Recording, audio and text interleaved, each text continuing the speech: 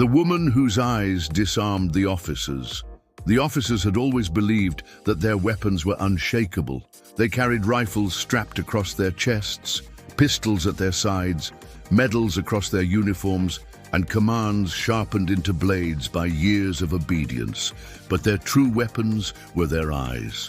They used them to pierce men into silence, to bend bodies into line, to carve obedience without firing a shot. A single glare could break a soldier's will, strip away his courage, remind him of chains he could not see. The barracks lived beneath the weight of those eyes, until she arrived, and her gaze undid them. She did not shout, she did not raise her hand, she did not even speak. She entered quietly, a thin figure carrying scars in her flesh, but it was her eyes that held the air still. They were not loud, not burning with anger, not trembling with fear. They were steady, calm, unflinching. When they met the eyes of the officers, something broke. For the first time, their gazes did not command. They collapsed. I saw it the morning she stepped into the yard. The officer's boots struck the stones sharply. His whistle screamed. His voice barked the command to line up. Men stumbled into place, fear stiffening their bodies, shame lowering their eyes. But she did not lower hers. She walked slowly, her gaze lifted, meeting his as though it were nothing more than a reflection in water. His voice cracked mid-syllable. His hand shook on the whistle. The line bent, not from his words, but from her presence. And in that moment, the power shifted. The officers tried again and again to reclaim their ground. They shouted louder, their voices straining. They rattled their medals, their eyes flashing with anger. But each time her gaze met theirs, their fury dissolved. They turned away too quickly, pretended to check their notes, called out another name. They could not hold her eyes, for her eyes carried what theirs lacked: truth. Her eyes bore memory, names unspoken, ghosts unburied, scars that had not healed.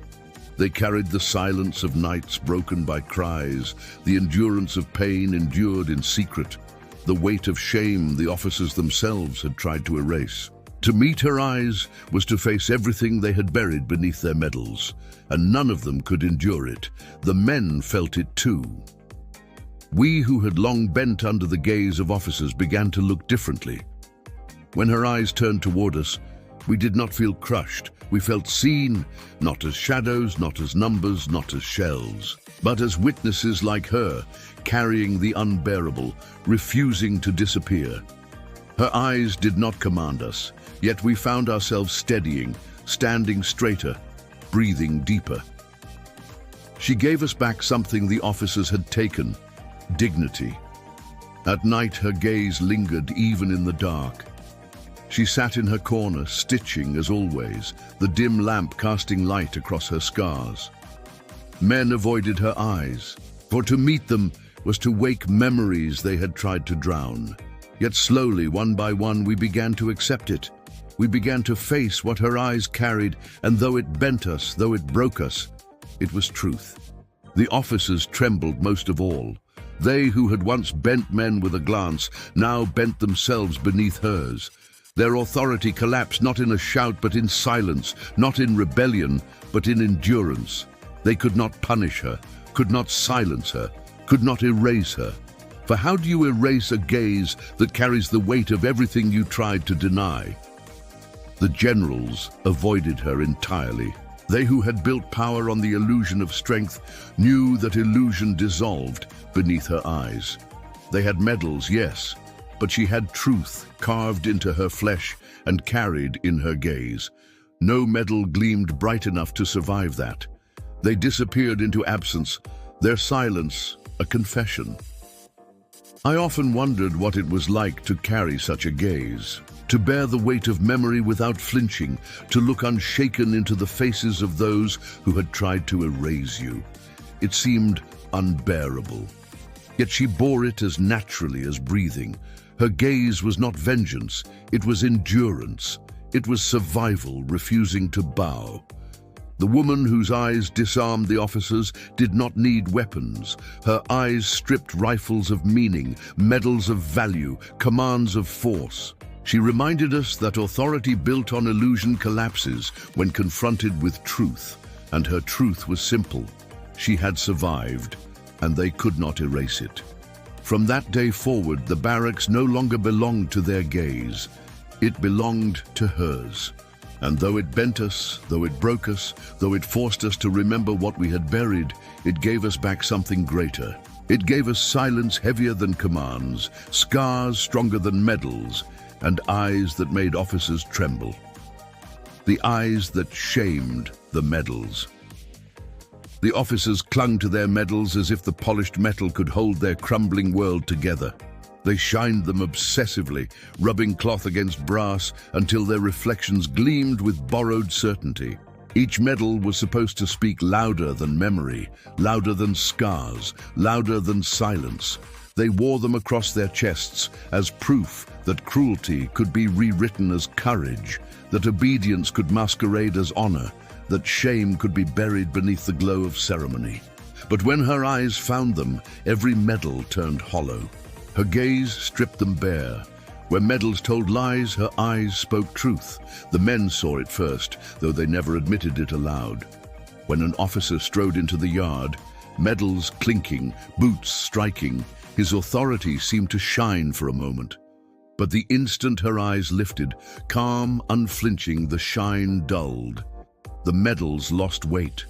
They became pieces of metal pinned to fabric, meaningless against the gravity of endurance carved into flesh. I remember one inspection in particular. The yard was lined with men, boots sharp against stone, rifles glinting in the morning haze. The officers strutted before us, medals swaying, voices barking with pride sharpened into cruelty.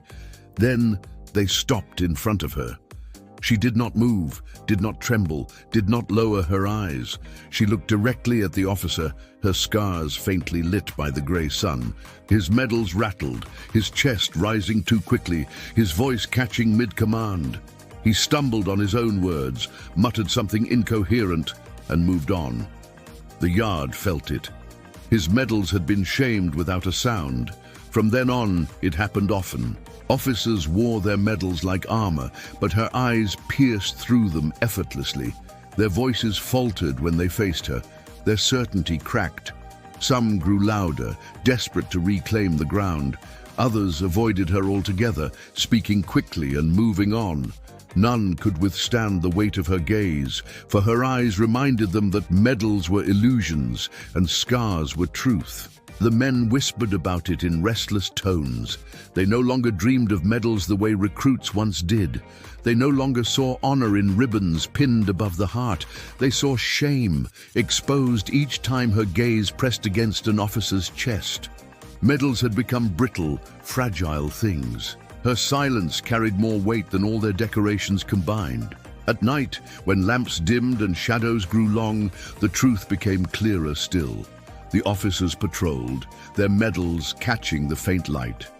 But when they neared her corner, they slowed. Their steps grew hesitant, their breaths uneven. Her eyes met theirs without strain, and the medals on their chests seemed to burn them instead of shield them. They turned quickly, retreating into darkness, their footsteps unsteady. Even in silence, her eyes carried the force of judgment. The generals feared it most of all. Their uniforms sagged with medals, their chests heavy with decorations that claimed entire wars as victories. They entered the yard like monuments carved from arrogance. But when they faced her, they crumbled. Their gazes dropped, their voices faltered, their presence dissolved. Some never returned. Their absence was its own confession. Her eyes had undone not only officers, but the generals themselves. I often wondered what they saw in her gaze. Perhaps they saw every name erased by their signatures, every village destroyed by their orders, every soldier broken by their commands. Perhaps they saw themselves reflected not as heroes, but as shadows trembling in borrowed light. Her eyes offered no forgiveness, no anger, no plea, only truth. And truth is heavier than any medal. The men began to carry themselves differently too. When her gaze met theirs, they did not feel shamed but steadied. They saw themselves reflected not as empty shells but as witnesses. Her eyes reminded them that survival meant more than obedience, that scars meant more than decorations. They no longer bent beneath medals, they bent beneath memory, and in that bending, something like dignity returned. There was one night I woke from a dream of parades. Medals clinked like chains, officers strutted, generals shone beneath banners. Then she appeared, her eyes unblinking, her scars glowing faintly. The parade dissolved into ash. Medals fell to the ground, clattering like brittle bones. She stood calm, steady, enduring. I woke trembling, but certain. Medals would not survive. Her gaze would. The woman whose eyes disarmed the officers shamed their medals without lifting a hand. She turned ceremony into ashes, stripped honor from illusion, burned arrogance into silence. She reminded us all that no decoration can outlast scars, no ribbon can outshine truth, no medal can protect against the weight of endurance. Her eyes carried more authority than their entire system of rank. And though it bent us, though it forced us to remember, it also gave us clarity. We no longer saw medals as shields. We saw them as empty metal trembling beneath a scarred woman's gaze. And from that day forward, medals ceased to command respect. Her eyes commanded it instead. The eyes that broke the officers' voices. The officers had built their power on sound. Their boots struck the stones with rehearsed precision. Their whistles screamed with mechanical sharpness. Their voices rose like whips cutting through air. They spoke commands that did not ask but demanded, words sharpened by years of obedience. Their voices were their weapons, the force that shaped us into lines, bent us into silence, crushed our resistance before it could take form. A man could be broken by a single word if it was thrown sharply enough. For a long time we believed nothing could weaken those voices, until her eyes stripped them of power. It was not defiance in the way they understood. She never shouted back, never raised her tone, never argued. She obeyed in body but not in spirit. When the officer barked her name, she stepped forward. When he demanded she line up, she lined up. When he ordered the yard into silence, she remained silent. But when her eyes met his words collapsed. They fell hollow, stripped of weight, broken before they landed. I saw it during a drill one cold morning. The yard was heavy with frost, men shivering in tattered coats. The officer barked commands with fury, desperate to chase obedience into frozen bodies. His voice echoed sharp and hard. But then he turned to her. She stood steady, scars faintly glowing in pale light, her gaze calm and unflinching. His words caught in his throat. He stammered, repeated himself too quickly, his voice cracking. The men felt it. His voice was broken, not by noise, not by rebellion, but by the steady gaze of a woman who refused to bow. It happened again in the mess hall. The officers shouted for speed, for discipline, for silence. The men rushed, spoons clattering, plates scraping. She moved slowly, calmly, breaking bread without hurry. When the officer barked at her, his voice echoed harshly across the hall. She lifted her eyes. The room froze. His throat tightened. His words collapsed mid-command. His hand trembled against the edge of the table. He muttered something weaker, turned away quickly. The men saw it, though none spoke aloud. The officer's voice had been broken again. The officers began to fear their own shouting. Each time they raised their voices, her eyes waited. Each time they barked, their words threatened to collapse before they reached her. They paced more, shouted less, muttered more than commanded. Their authority frayed, not because we disobeyed, but because they could not endure the truth pressed silently back at them. Her eyes unmade their greatest weapon. The generals noticed, but remained absent. They who had trained officers to command with voices louder than thought knew that something irreversible was happening. Their absence was not strategy, it was fear. For if officers' voices could be broken, so could theirs. And their medals, their ceremonies, their orders carried nothing if their voices faltered. Her eyes were undoing the entire chain of command, silently, steadily, without lifting a hand. The men changed too. Once, officers' voices cut into us like knives. We bent, obeyed, surrendered. But now, when they shouted, we remembered her gaze. We remembered the way words dissolved against her, and suddenly their commands carried less weight. We heard cracks in their tone, tremors in their breath, fractures in their certainty. We no longer feared their voices the same way. Her eyes had broken them for us. At night, I dreamed of parades where officers shouted endlessly, their voices echoing like thunder. Then she appeared, silent, scars glowing, gaze steady. One by one, their voices shattered into dust. Silence filled the space heavier than any command. I woke shaken, but with clarity. Authority built on noise cannot survive when truth walks in silence. Her eyes did not scream, they did not wound. They revealed, they exposed. They carried memory and shame that the officers could not bury. They returned every word they had ever shouted back to them, stripped of power, stripped of illusion. They broke the voices that had broken so many men, and in breaking them, she restored us. The woman whose eyes disarmed the officers broke their voices without uttering a sound. She showed us that sound means nothing without truth, that words collapse when pressed against endurance, that fear cannot survive the gaze of one who refuses to bow. And from that day forward, every command shouted across the yard carried the echo of its own weakness. The officers no longer commanded us. They trembled before her eyes, the eyes that turned silence into law. The barracks had always been governed by noise. Orders barked at dawn, whistles shrieking in the yard, boots pounding in rhythm, rifles clattering, punishments shouted, laughter forced, sobs muffled. Authority lived in sound, and men learned to fear it the way they feared fire. The law of the officers was not written in paper, but in voices that cut the air sharper than knives.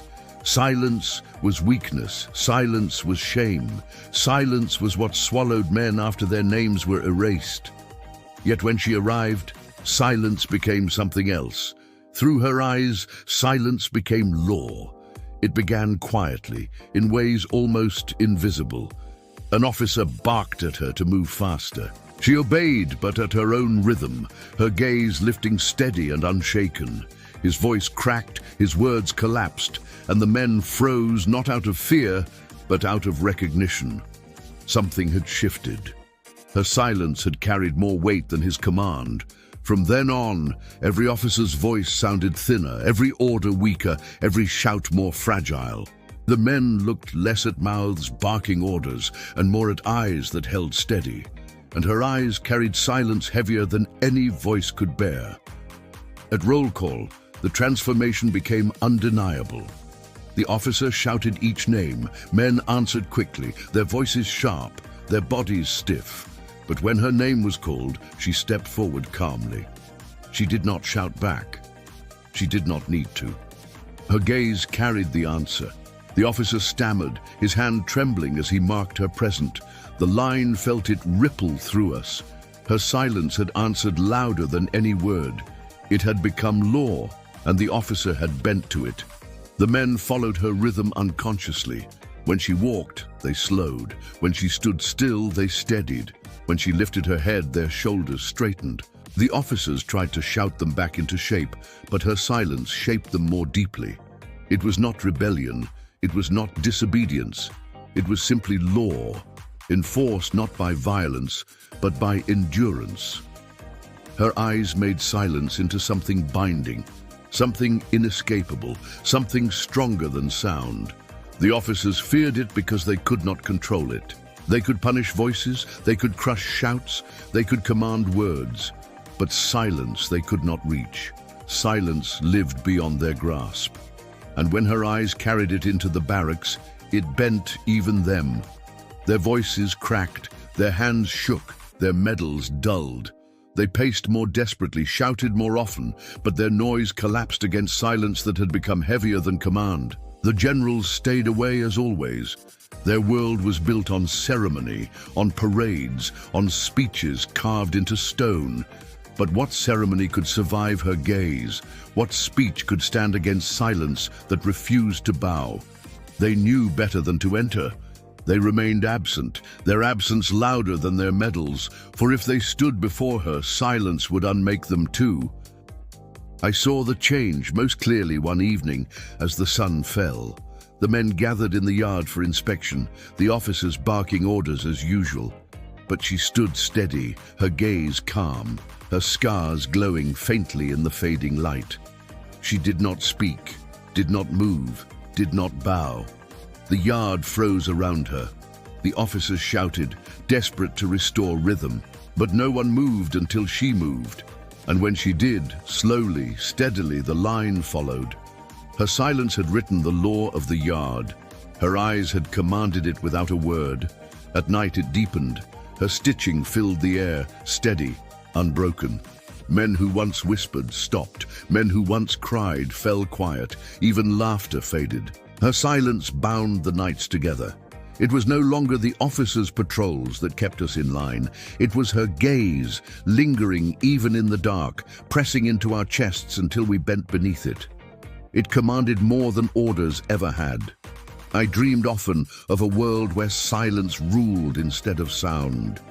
Officers shouted, but their voices dissolved like dust. Generals gave speeches, but their words fell into emptiness. And in the middle she stood, her eyes steady, her silence binding. Men obeyed not from fear, but from recognition, not from noise, but from truth. I woke trembling, but certain. Silence had already become law. The woman whose eyes disarmed the officers turned silence into law. She showed us that obedience to noise was weakness, that survival in silence was endurance, that truth unspoken carried more weight than lies, shouted endlessly. Her eyes bent the officers, steadied the men, silenced the medals, erased the parades. She did not seek command, but command bent to her nonetheless. From that day forward, silence was no longer weakness in the barracks. Silence was law, and her eyes were the seal no officer could erase. The eyes that made the yard tremble. The yard was where fear had always lived most visibly. At dawn, we were dragged into its open stone, lined in crooked formations, shouted into straightness until our backs ached. The officers' boots cracked against the ground like whips. Their whistles split the air. Their voices lashed across us until our bodies obeyed. The yard was their theater of control, the place where humiliation was staged, where defiance was broken, where fear was made into spectacle. Yet the day her eyes claimed it, the yard trembled not with boots or whistles, but with silence heavier than stone. She entered as always, calm and steady, her scars faintly lit by the grey morning. The officer's whistle shrieked, his voice barked commands, his medals rattled against his chest. But when her eyes lifted, his words thinned into the air and died before reaching us. The men froze, not at the sound of his voice, but at the gravity of her gaze. It was as if the stones themselves bent toward her. The yard, once ruled by noise, had become hers with nothing more than a glance. The officers shouted louder, their voices rising with panic. But the men no longer moved at their noise. They moved when she shifted her weight, when her eyes lifted, when her silence pressed outward. The yard obeyed her without a word. And in that obedience, the officers lost everything. Their commands echoed hollow, their boots rang false, their medals gleamed weakly against scars that did not bow. One morning, an officer stood before her, determined to prove his strength. His face was red with fury. His voice thundered with every command he had ever learned. He ordered her to step forward, to bow her head, to salute the medals on his chest. She did none of it. She stood steady, her eyes unflinching, her scars glowing faintly in the dawn. The officer's voice cracked mid-sentence. His throat dried. His hands trembled against his belt. Before the line of men, his power shattered. The yard trembled not with fear of him, but with silence carried by her. From that day, no officer entered the yard without dread. Their boots struck softer, their voices wavered, their gazes darted away. The men noticed, though none spoke aloud. We no longer feared the officer's noise, we feared the weight of her silence. We no longer trembled under shouted orders, we trembled under her gaze. At night the yard was worse. In moonlight its stones seemed alive with shadows of drills and punishments. Men avoided it after dusk, but she sometimes stood there, her figure faint, her eyes glowing faintly with light that was not of this world. The officers never approached. They whispered among themselves that she haunted the yard, though she was alive.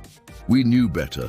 She did not haunt it, she commanded it. The yard trembled because it remembered what her eyes carried. The generals abandoned it entirely. Once they had staged parades there, their voices echoing across formations, their medals gleaming in polished light. But silence had undone it. They could not stand in her gaze without collapsing, could not parade against truth carved into scars. Their absence was their surrender. The yard belonged to her now, unchallenged, undeniable. I dreamed often of that space. I saw officers shouting, their mouths wide, their medals heavy, their boots striking stone, and I saw her standing still, her gaze calm, her silence unbroken. One by one their voices dissolved, their boots stilled, their medals fell into dust. The stones themselves bent toward her, trembling under the weight of her endurance. I woke shaking, but certain. The yard had already been remade. The woman whose eyes disarmed the officers made the yard tremble without lifting a hand. She transformed its meaning, stripped it of fear, filled it with truth. The officers no longer ruled it with noise. She ruled it with silence. The generals no longer paraded. The men no longer obeyed fear. We all obeyed the weight of her gaze. And from that day forward, the yard was no longer a stage for commands. It was a place of witness, and her eyes were the law written upon its stones. The eyes that carried forgotten names. The war erased names faster than it erased faces. A man could vanish into mud in the morning, and by dusk his name would already be absent from lips, replaced by numbers in reports or silences in roll call. Villages burned, and their names dissolved into smoke. Families were scattered, and their names disappeared into the wind. Even soldiers who once marched beside us became shadows, stripped of identity the moment their boots no longer struck the ground. We accepted it as a cruel necessity. Forgetting was survival. But she carried something heavier. Her eyes refused forgetting. They bore the names of the lost. No word passed her lips, yet when her gaze met yours, you felt the presence of countless others. It was as though her eyes contained the weight of lives erased, shadows turned into memory, ghosts refusing to vanish. When officers faced her, they saw more than a scarred woman. They saw the countless names they themselves had buried beneath medals and signatures. Her eyes carried them, every one, and to meet her gaze was to face the truth they had tried to silence. The men felt it too. We who had been trained to bury memory, to let names vanish for the sake of endurance, suddenly found them pressing back into us through her gaze. At night, dreams grew heavier. Faces long forgotten reappeared. Names once buried rose unbidden. A man would wake with sweat soaking his shirt, whispering a name he had not spoken in years. We did not want it, yet we could not escape it. Her eyes stitched memory back into us, heavier than fear, heavier than shame. The officers trembled more visibly each day. Their power had always relied on erasure, on the ability to reduce men into obedience, to strip them of identity until they were shells. But her eyes undid all of it. In her silence, the erased lived again, pressing into their voices until they cracked, into their hands until they shook. Medals rattled against their chests like brittle bones when her gaze met theirs. They carried shame they could no longer deny. They turned away quickly, muttering commands under their breath, avoiding her eyes at all cost. But avoidance was its own confession. The generals avoided her entirely. Their absence was the loudest silence of all. They had signed names away by the hundreds, by the thousands, believing their medals would erase the weight. But medals do not carry memory. Her eyes did. To stand before her would have been to face every erased name carved into her scars. They could not endure it. And so they remained distant, trembling behind walls of ceremony. I recall one night in particular. The barracks lay thick with restlessness, men tossing in their bunks, unable to find sleep. She stitched, as always, the rhythm steady, her gaze lifted faintly in the dim lamplight. And as her eyes drifted across the room, silence pressed heavier. Men grew still, breath slowing, as though afraid to move beneath the weight of memory. I felt it too. The presence of those who were gone filled the air, carried back into the world through her gaze. The barracks was no longer ours alone. It belonged to the forgotten as well. At dawn, the effect carried into the yard. An officer shouted names from his list, voice sharp, pen scratching across paper. Men answered quickly, bodies snapping to order. But when he reached her, she did not answer. She stepped forward as always, gaze steady, scars visible. Her silence was the loudest response. The officer's hand trembled as he wrote, his voice caught. Behind her, the men felt the weight of names she carried. She did not need to speak them. Her eyes had already filled the yard with them. I dreamed that night of standing in the yard surrounded by shadows. They were nameless at first, faceless, countless. But when I turned to her, her eyes glowed faintly, and suddenly the shadows spoke. One by one, names filled the air until the yard overflowed with them. Until officers dropped their medals and covered their ears, until generals fled from their own signatures. I woke trembling, but also relieved. For even in dreams, forgetting was no longer possible. The woman whose eyes disarmed the officers carried forgotten names in silence, heavier than stone. She bore them without flinching, bore them without bending, bore them so that the war's greatest weapon, erasure, would not succeed. She reminded us that survival without memory is emptiness, and emptiness is death disguised as life. Her eyes forced us to remember, and in remembering we endured heavier but truer. And so the barracks became a place not only of the living, but of the remembered. Each time her gaze lifted, another name returned. And though it bent us, though it broke us, it also bound us to truth. Her eyes carried what no medal could. You tried to erase, and because of her, the forgotten lived again. The eyes that made the officers tremble. The officers had been trained to bend others with the force of their presence. They walked with their backs straight, their boots polished, their voices sharpened into weapons. Their eyes were supposed to pierce like bayonets, cutting men into obedience before punishment was even needed. For years, we believed in that power. We bent when they entered. We froze when they glared. We obeyed before their commands were even spoken. But she undid it all without a word. Her eyes made the officers tremble. It was not anger that disarmed them, not fury, not resistance in the way they understood. She did not spit in their direction, did not raise her voice, did not fight back with gestures. She simply looked, calm, unflinching, scarred, but steady. And in that gaze, they felt something heavier than defiance. They felt truth. They felt memory. They felt the presence of everything they had tried to erase, pressing back into them. Their hands shook on their belts, their medals rattled against their chests, their voices cracked in the middle of orders. They were undone by a silence carried in her gaze.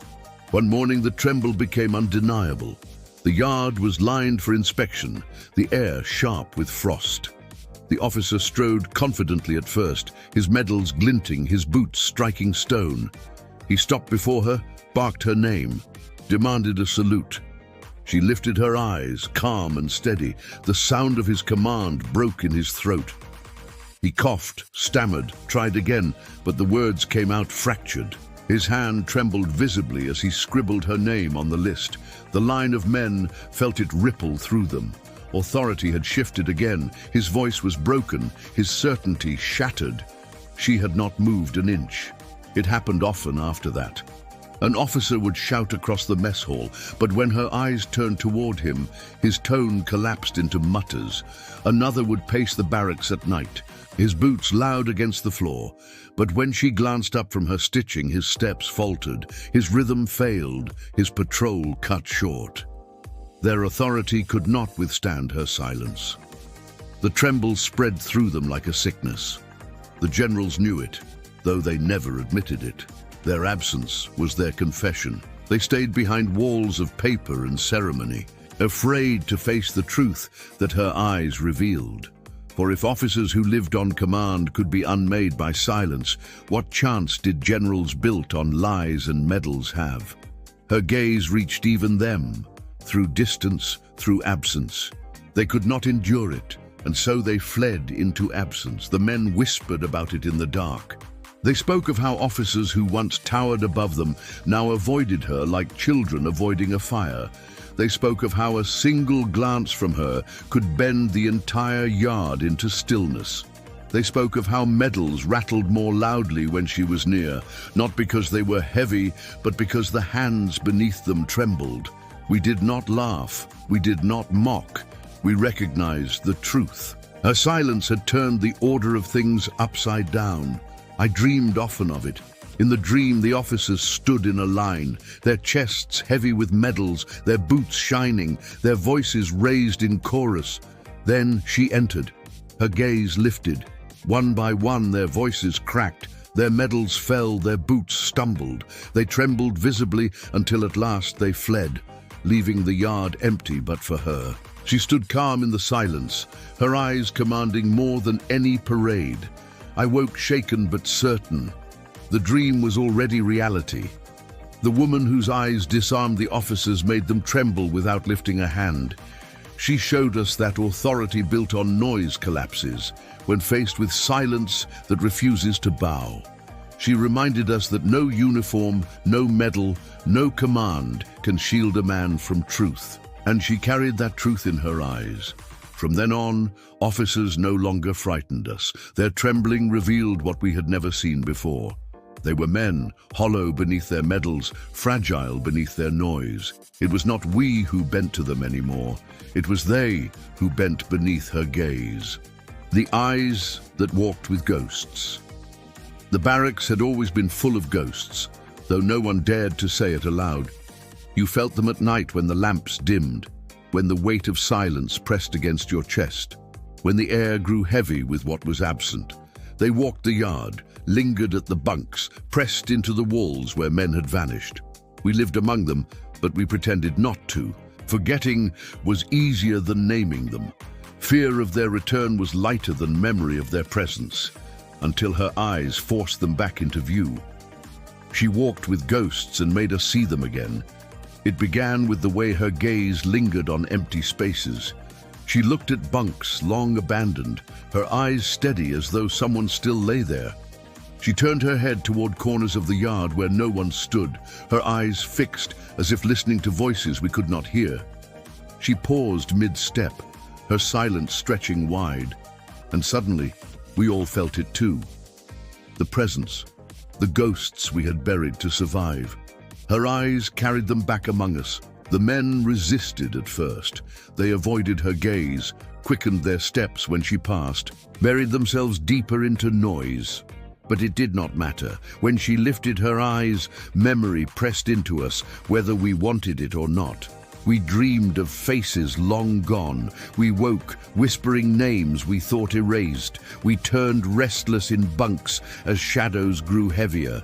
She made forgetting impossible. And though it bent us, it also steadied us. For ghosts unacknowledged devour from within. Ghosts seen through her eyes became bearable. The officers could not endure it. Their power depended on erasure. Their voices broke when memory returned. Their medals dulled when ghosts filled the yard. Their authority collapsed when their own forgotten orders stood behind them in silence. They saw more than a woman when they looked at her. They saw the faces they had erased, the shadows they had buried. Their hands trembled, their eyes darted away, their steps faltered. They shouted louder to drown the silence, but their noise cracked against her gaze. She carried the ghosts back into them, and they could not withstand it. The generals were undone most of all. Their absence grew heavier each day. They had signed papers that erased names by the hundreds, villages by the thousands. They believed medals could shield them, that parades could cover absence. But silence cannot be buried by ceremony. Her eyes bore the weight of what they had erased. To face her would have been to face everything they had tried to forget. They did not dare, and so their silence was louder than ever.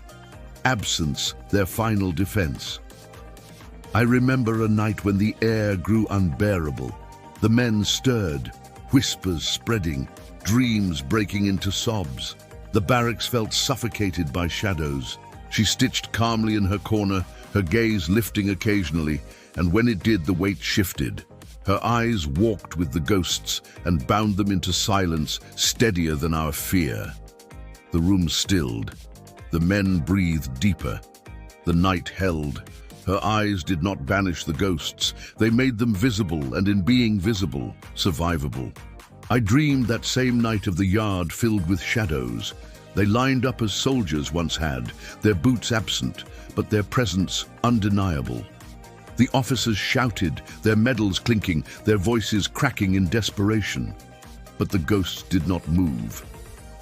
Then she entered, her eyes steady, her silence pressing outward.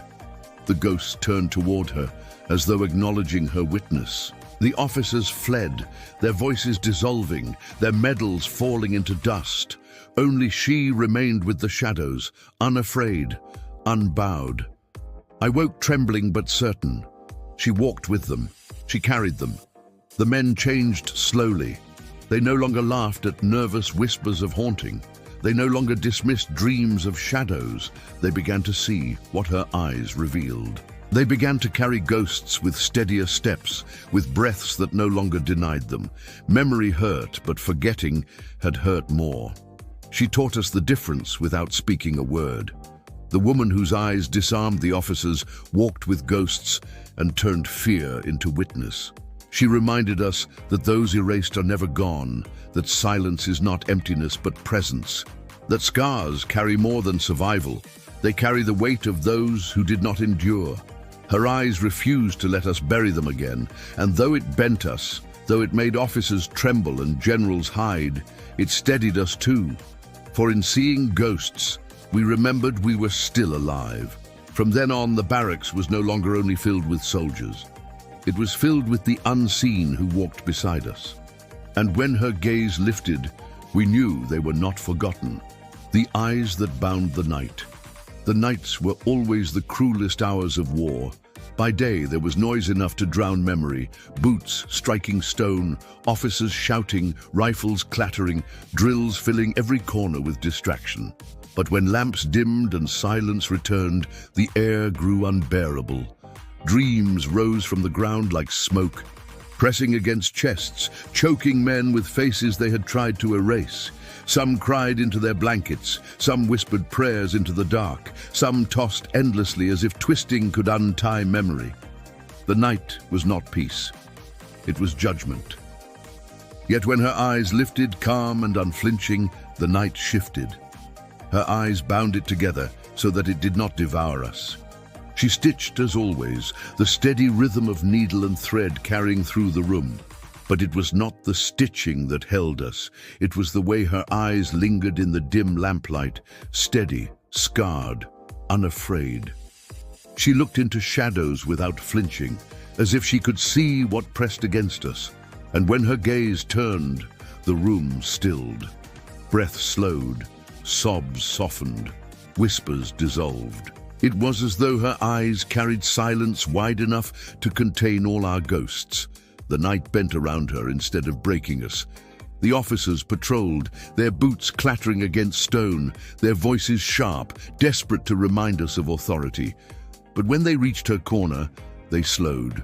Her eyes met theirs, calm, heavy, carrying the presence of everything they denied.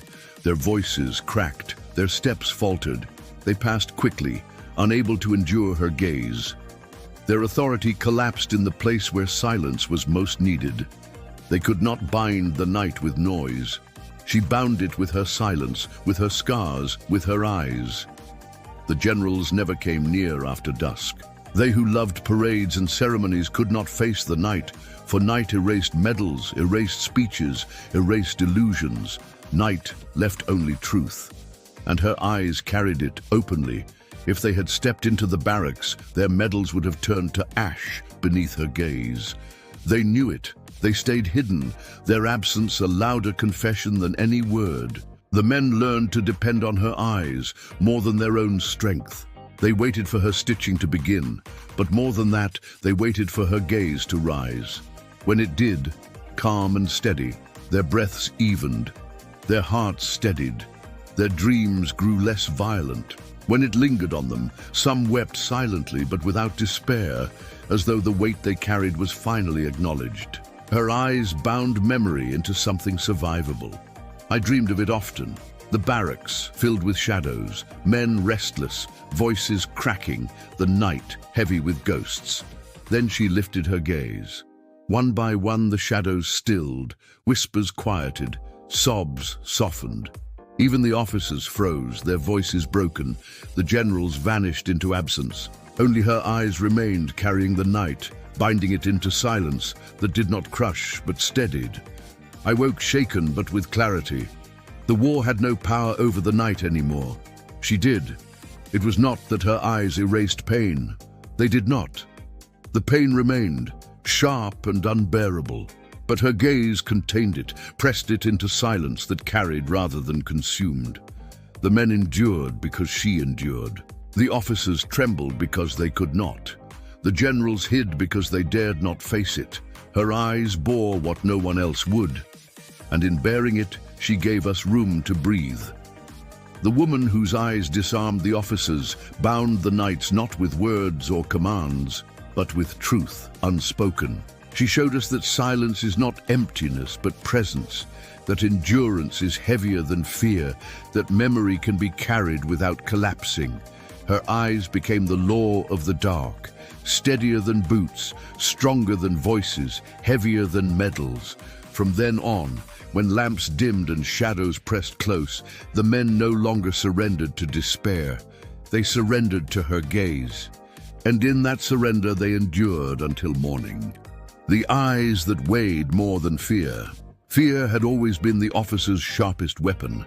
It was fear that bent men into lines, fear that froze hands into salutes, fear that silenced voices before they could become defiance. Fear was everywhere, in the whistle that split the air, in the boots that cracked against stone, in the medals that gleamed like false suns.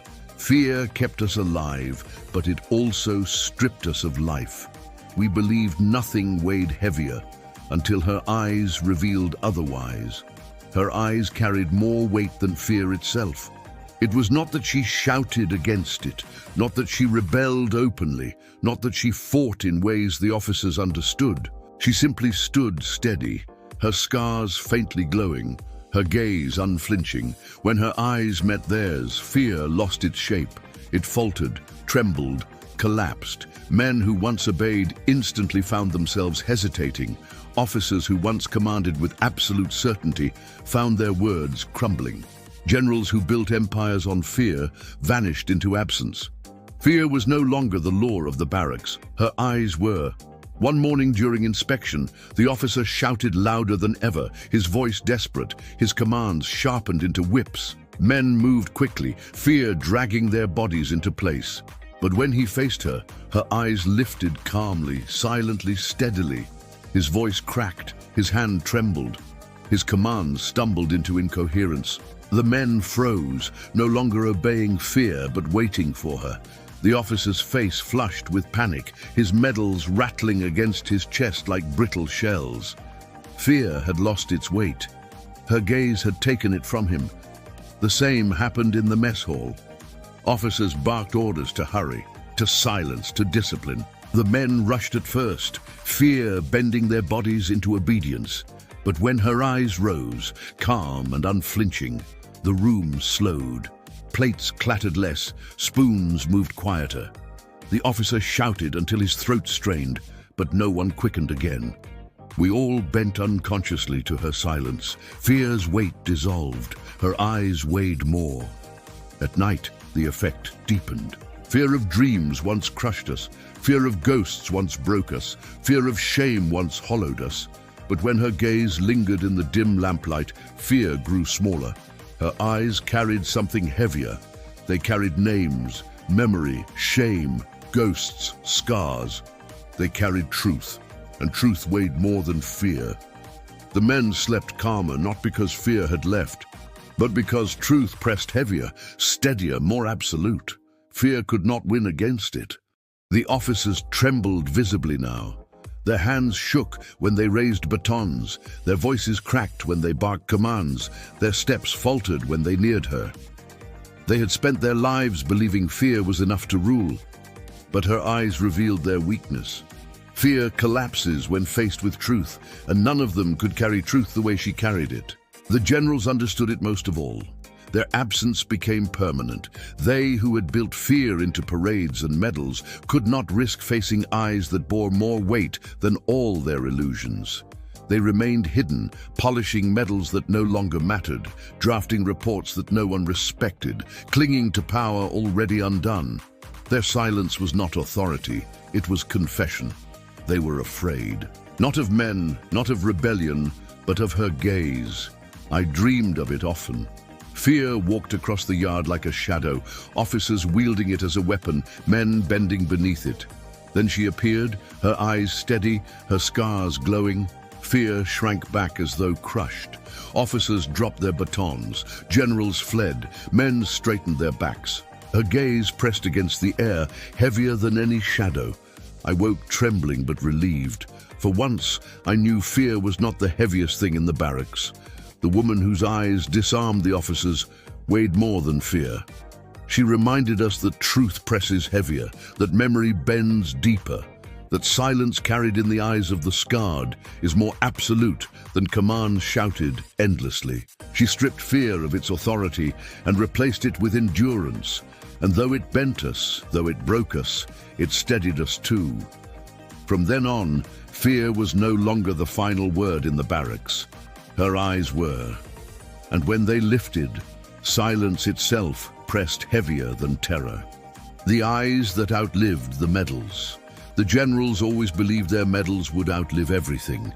They polished them until they gleamed brighter than the morning sun, pinned them to their uniforms as if metal could shield them from memory, carried them into parades as if ceremonies could disguise truth. Each medal was meant to erase shame, to replace scars with shine, to rewrite cruelty as honor. But when her eyes lifted, calm and steady, every medal dulled. Against her gaze, they looked like empty pieces of brass clinging to cloth. Her eyes carried more than their symbols ever could, and in that weight the medals began to vanish. I saw it happen one morning when the generals came for inspection. Their coats sagged beneath the weight of decorations, their voices sharp, their boots echoing like thunder. They lined the yard with arrogance, demanding salutes, demanding fear. The men obeyed at first, bending beneath the illusion. But then she stepped forward. Her gaze rose, unflinching, her scars faintly lit by the grey light. The medals rattled on the generals' chests as though brittle. Their voices faltered mid-command, their boots lost rhythm. The yard froze, not at their authority, but at her silence. The medals no longer mattered. From that day, the generals rarely returned. Their absence grew heavier than their presence. They had built their power on illusions, polished into shine, but illusions dissolve beneath truth. Her eyes carried scars, memory, ghosts, shame, names, silence. All of it pressed heavier than gold or brass or ribbon. They could not endure it. And so they hid in offices, clinging to metal that meant nothing, drafting orders that sounded hollow, polishing symbols that no longer shone. The officers fared no better. Their medals rattled weakly in the mess hall. Their voices cracked when her gaze met theirs. Their hands trembled as if the ribbons themselves had turned into chains. The men noticed. They no longer looked at medals with admiration.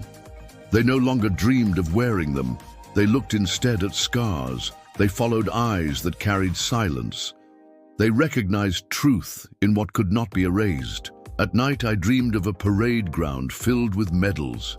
They fell from the sky like rain, clattering against stone, covering the earth until it gleamed with false light. Then she walked into the center, her gaze steady, her silence unbroken. One by one the medals dulled, turning to ash, dissolving into dust.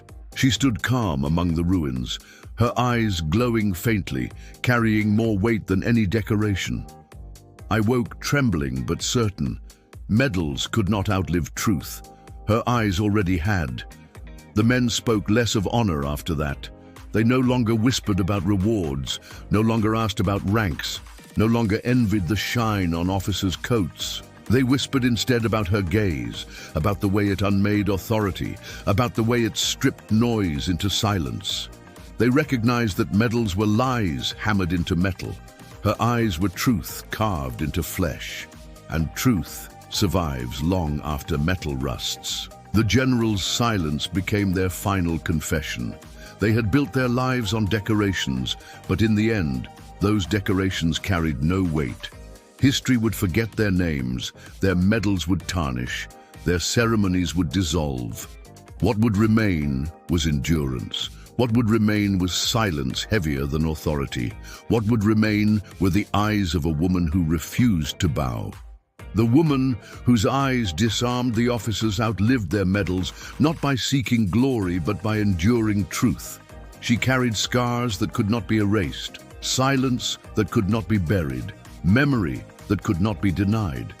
She reminded us that illusions shine briefly, but truth remains even in darkness. From then on, the men no longer feared or desired medals. They feared and desired only her gaze. And in that gaze, we found something heavier than authority. We found what would outlive the war itself, the eyes that commanded the yard of shadows. The yard had always been more than stone and echo. It carried the weight of drills, punishments, inspections, humiliations repeated until they became part of the ground itself. Even when empty, it was crowded, not with men, but with shadows. The yard was haunted by the rhythm of boots, by the cries of those who broke, by the silence of those who never returned. It was where officers staged their power and where soldiers surrendered to obedience. Yet when her eyes lifted, steady and unflinching, the yard of shadows bent to her alone. It happened first at dawn. The men stumbled into formation, shoulders stiff, eyes heavy. The officer barked commands, his whistle cutting the morning grey. The yard echoed as always, but when she walked forward calmly, her gaze unbowed, the air shifted. The shadows seemed to gather around her, the ground itself bent under her silence. The officer's voice cracked, his commands faltered. The men moved not at his words, but at her rhythm. The yard trembled. The officers tried to resist. They shouted louder, they rattled their medals, they marched circles to prove authority. But the men no longer followed their noise. Their eyes drifted to her. They steadied themselves when she steadied. They froze when she paused. They obeyed silence heavier than sound. The officers, seeing this, trembled. They who had once ruled the yard now stood powerless before a scarred woman's gaze. At dusk it was worse. The yard grew darker, the shadows longer, heavier, thicker. Men avoided it after drills, muttering that it felt too crowded, though no one was there. But she sometimes stepped into it alone, her figure steady, her eyes calm, her scars faintly glowing. The shadows bent around her as if recognizing her as one of their own. The officers never followed. They feared what lingered there, feared what her eyes revealed. To them, the yard was no longer their theater, it was her domain. I remember one evening when the men gathered in silence, waiting for inspection. The officers barked as usual, their boots cracking against stone, their voices sharp. But when she stood in the line, her eyes lifting, the yard shifted. The shadows thickened, pressing like a tide. The officers stammered, their medals rattling weakly. The men froze, not in fear of punishment, but in awe of presence. The yard belonged to her gaze, not to their voices. The generals stayed away completely. Once they had loved the yard, using it as their stage for parades, their voices echoing, their medals gleaming. But silence had undone it. They could not parade where truth stood unflinching. They could not command shadows that refused to forget. They knew her eyes commanded more than their ceremonies ever could. Their absence was final proof. At night, I dreamed of the yard filled with shadows. They lined up silently, endless, nameless, pressing against the officers until they trembled. Then she walked into the center, her gaze calm, her silence absolute. The shadows bowed to her, not as soldiers to a commander, but as witnesses to a witness. The officers fled, the generals vanished, the yard bent around her. I woke trembling but certain. Authority no longer belonged to noise, it belonged to her gaze. The men began to treat the yard differently. They no longer cursed it as a place of punishment. They stepped into it with slower breaths, steadier movements. They recognized it as a place of memory, a place where truth lived in silence. They no longer feared officers' shouts echoing there. They feared and respected her gaze, filling the stones. The woman whose eyes disarmed the officers commanded the yard of shadows without a word. She carried silence heavier than noise, scars heavier than medals, memory heavier than fear. Her eyes bent not only men, but the ground they walked on. She remade the meaning of the yard, stripped it of illusion, filled it with truth. And from that day forward, no command shouted there carried weight unless her eyes allowed it. The yard, once ruled by officers, had become her witness, and every shadow bent toward her silence. The eyes that walked beyond the gates. The gates had always been the final wall of obedience. Tall iron bars sealed with chains, their weight heavier than rifles, their shadow longer than parades. They defined the difference between inside and outside, captivity and world, silence and imagined freedom. Every man measured himself against them and bent beneath their certainty. The officers paraded near them as proof of power, their boots striking stone in rhythm with chains clattering. The generals built speeches on their permanence. The gates had become more than metal. They were the war's iron law, until her eyes made them smaller. It was during inspection when it began. The officer barked commands as always, his voice sharp, his medals rattling. Men shuffled into formation, the frost of dawn biting into our lungs. Then she stepped forward, calm, unhurried, her scars faintly glowing, her eyes lifting. For a moment the officer faltered, but what mattered was where her gaze fell. She looked at the gates, steady, unflinching, silent. And in that glance the yard shifted. The chains clattered, but they no longer sounded eternal. The bars stood tall, but they no longer looked unbreakable. Her eyes had turned them from walls into doors. The officers panicked. They shouted louder, pacing harder, their voices cracking as they ordered men to attention. But the men's eyes drifted toward her, then toward the gates. The air filled with possibility that had never existed before. Not rebellion, not escape, but truth. The gates were not eternal, they were not unshakable, they were not the law. Her eyes proved it without a word. The generals stayed away after that. They who had built their authority on walls of iron and signatures of confinement dared not face eyes that revealed fragility. They could hide behind ceremonies and medals, but they could not hide from silence. To stand before her at the gates would have been to confess that their greatest weapon was illusion. They chose absence instead, absence that confessed louder than their speeches ever had. The men whispered at night. They spoke of how her gaze had turned the gates into something different. Some dreamed of walking through them, not with weapons raised, but with steady steps, carrying silence into a world that still burned. Some dreamed of shadows passing through before them, names returning, memory crossing chains. No one said it aloud in the yard, but we all knew. Her eyes had walked beyond the gates already. I dreamed too. The yard filled with soldiers bent beneath chains, officers shouted, generals paraded, gates loomed tall. Then she appeared, her eyes lifting calmly.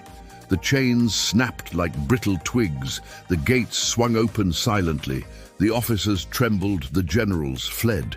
She did not leave. She stood in the threshold, scars glowing faintly, her gaze pressing outward into the world. Beyond the gates stretched ash and ruin, but her silence filled it with endurance. I woke trembling, ashamed of my years of surrender, but steadier for having seen it.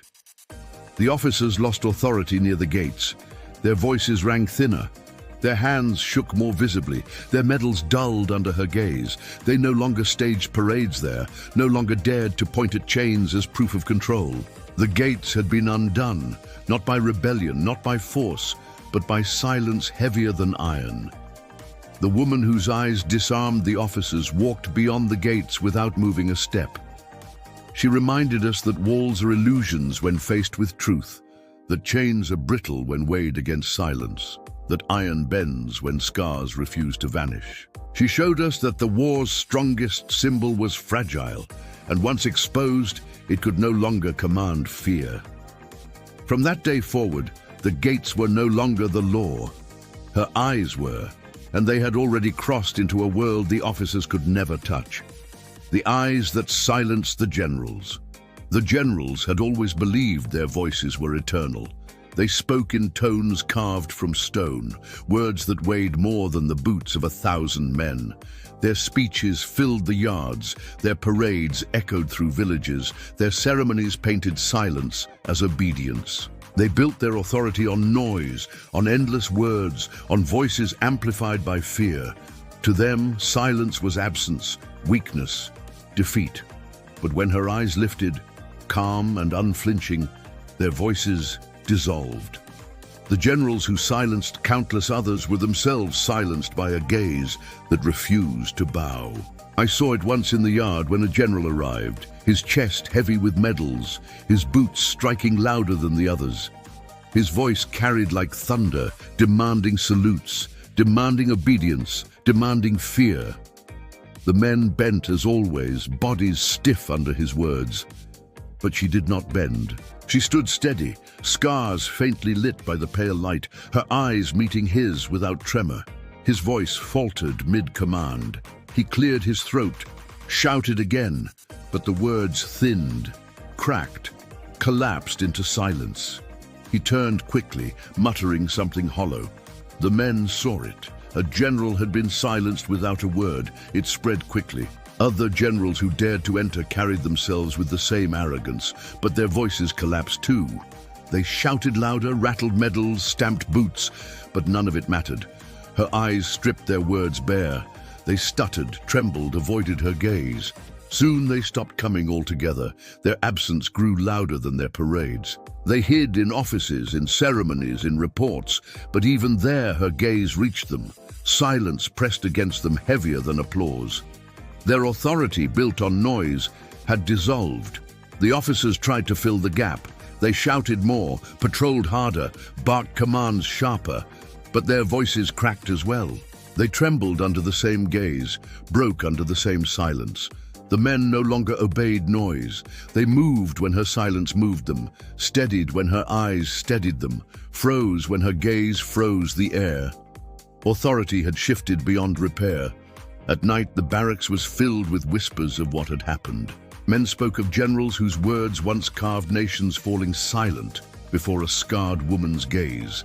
They spoke of how medals rattled like brittle shells, how voices cracked like dry branches, how the very men who silenced so many were silenced themselves.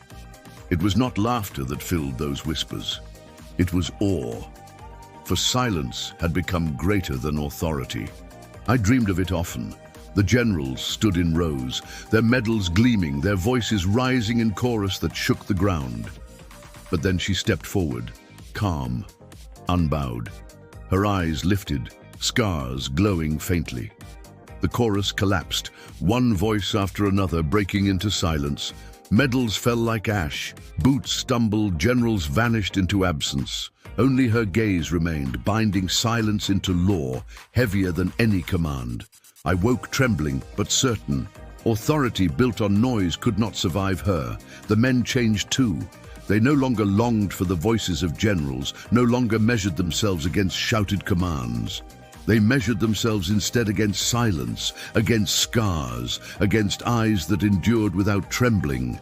They recognized that truth is carried not by the loud, but by those who refuse to bow. And her eyes refused for all of us. The woman whose eyes disarmed the officers silenced the generals not with weapons, but with presence. She reminded us that words shouted without truth are brittle, that medals polished without memory are hollow, that authority built on illusion collapses against endurance. Her gaze bore what their voices could not, and in that bearing, she silenced them forever. From then on, generals no longer commanded history. Her eyes did, and silence became the final law of the yard, the eyes that refused to die. The war consumed everything it touched. It devoured villages until only ashes remained, swallowed names until they dissolved into silence, bent men into shells that no longer resembled life. It destroyed laughter, extinguished tenderness, buried memory beneath noise and fear. We believed nothing could survive it. We believed that once the last command was shouted, the last medal polished, the last order signed, nothing human would remain. But her eyes endured. They refused to bow, refused to vanish, refused to die. From the first moment she stepped into the barracks, her gaze pressed heavier than rifles, heavier than boots, heavier than medals. Officers trembled before it. Generals collapsed beneath it. Men steadied in its presence. Her eyes carried scars deeper than brass, silence heavier than commands, memory sharper than fear. They bore names erased by signatures, faces dissolved into mud, ghosts pressed into shadows. They bore everything the war had tried to bury, and because of that, they could not be erased. When the guns finally quieted, when the barracks emptied of drills and inspections, the silence that followed was unbearable.